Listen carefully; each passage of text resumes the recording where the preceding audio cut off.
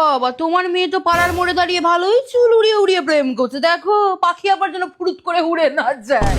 বাবা, গোপাল আবার বাইক কিনছে।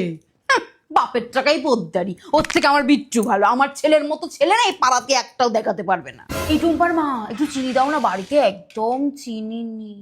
বাবা, ঘর দর রং করাচ্ছ নাকি?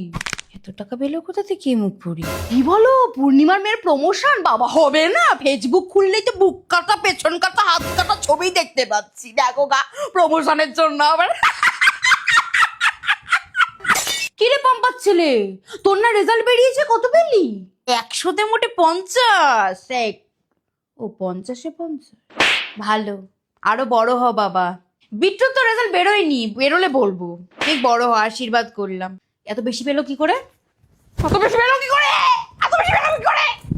বরটাই কিরকম বউ পাগল বানিয়ে রেখেছে দেখো। সারাদিন বউয়ের পেছনে চিক করে ঘুরে বেড়াচ্ছে। আর একটা আমার দামড়া বর আমার সঙ্গে রাত্রে বেলা কি শুতে আসে না। দিদি কি যে কষ্ট। কিরে কুসুম, রবিবারের দিন আবার সেজে গুজে কলেজ যাচ্ছিস নাকি রে?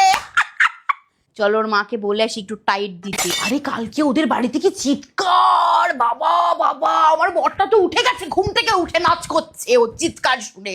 খুব তো মেয়েকে কলকাতায় পাঠালো পড়তে। আর এসব ছাড়ো তো, এসব পড়াশোনা দেখা প্রেম ফেম করতে গেছে কলকাতা, জানি না। আমার ছেলের মতো, বিট্টুর মতো এই পাড়ায় যদি তুমি একটা ছেলে দেখাতে পারো না, আমি কান কেটে বিসর্জন দিয়ে দেবো। আমার ছেলে এত ভালো। পাড়ার মোড়েই তো দেখলাম একটা মেয়েকে চুমু খাচ্ছে। এই আমার ভাতটা পুড়ে যাচ্ছে বুঝলে, আসি আসি।